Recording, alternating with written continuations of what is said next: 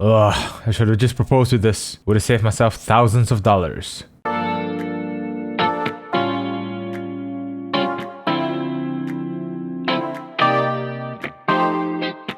Hello and thank you for clicking on this video. I'll be sharing my experience on the Seeaudio Yume 2. Before we begin, I'd like to thank Melbourne Chi-Fi Audio for sending this unit in exchange for my honest feedback. If you're based in Australia and would like to find for Chi-Fi gear, whether it's IEMs, amps or DACs, do check them out and I'll leave links in the description down below. And as always, they will have no influence over my feedback and all thoughts and opinions are my own. If you've been enjoying my content and would like to support the channel, please hit the like and subscribe button and do consider checking out my Patreon page. Now that's all out of the way, let's talk about accessories. But of course, I like to give props for the unboxing experience because you just feel like a princess going through the unboxing experience.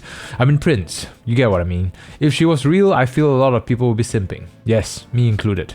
Anyway, so accessories. It comes with a clip with the artwork from the box, so you can carry it around so other Yume 2 owners can recognize you and you can be friends. It comes with 5 interchangeable ear tips, this beautiful, white, proposal box like IEM case, and the cable itself which fits the design theme, white with a little bit of silky shiny finish. The IEMs themselves are similar to the SimGod EA500 in terms of having a mirror-like finish with the logo engraved in the middle, and it has a fingerprint magnet, but oh, everything about this package, from the box to the IEM case to the IEMs themselves, they're just so pretty.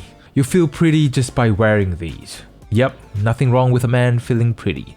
I digress. For fit and comfort, the curves on the IEM simply makes for a comfortable fit, though it does slip out of my ear from time to time, so I do rely on the ear hooks quite a bit for it to stay in. But it doesn't add any pressure to my ears and I can wear them for hours no problem. Let's talk about sound. For the bass, it's tight. You can hear the slam and impact, but it's not as weighty or deep. It's one of those bass presentations that is sufficient or to accompany your track, maybe enough for you to tap your toes, but definitely won't satisfy any bass hits anytime soon. It's controlled, but it's not too lean. There's enough rumble in the sub bass, but it doesn't go too deep. It's, as what Goldilocks would say, it's just right. For mid-range, vocals are given the highlight here and the background music stays where they are, in the background. But because of how they are presented in the imaging, the background music do not lose their focus, but does not take the spotlight either. However, there's a certain thinness to the vocals which can make female vocals sound a little on the sharper side, and male vocals doesn't have that note weight. So if you like a lush, warm presentation, I feel the Seeaudio Yume isn't it, as it presents a cleaner but slightly leaner sound presentation. For treble, oh, the treble. This is the kind of treble that suits me personally. Plenty of air, it's distinct, it's sharp, but it's not too piercing. Vocals are open and clear, air instruments have that sense of space in the note, trumpets have that sharp attack and incisiveness. I'm enjoying every bit of it. However, I do have to caution that this may sound a little too sharp to some people.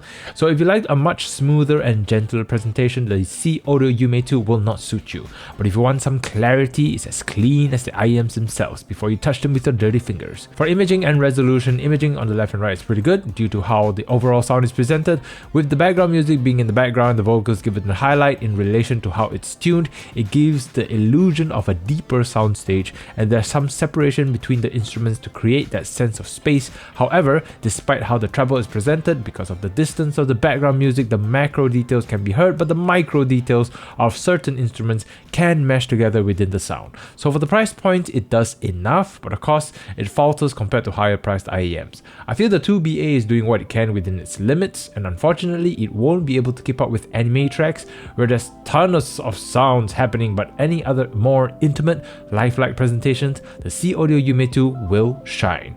On my EF400, I get to about 10 o'clock on dial, which is pretty standard, which means this IEM is relatively easy to power. So to sum it all up, the Seeaudio Yume 2 is not just a pretty face. While of course it's not going to be a Summit-FI killer, it brings a lot to the table, especially at this price point. This is like a small upgrade to the SimGod EA500 in terms of overall presentations, looks and sound presentation. Definitely was a surprise for me, but a pleasant surprise it was. However, this is based on one man's experience and I'm curious to know yours. Do you own the Seeaudio Yume 2, and what was your experience? Keep or sell? Comment below, let me know, and as always, thank you again to Melbourne Chi-Fi Audio for this experience, and until the next one, take care and happy listening.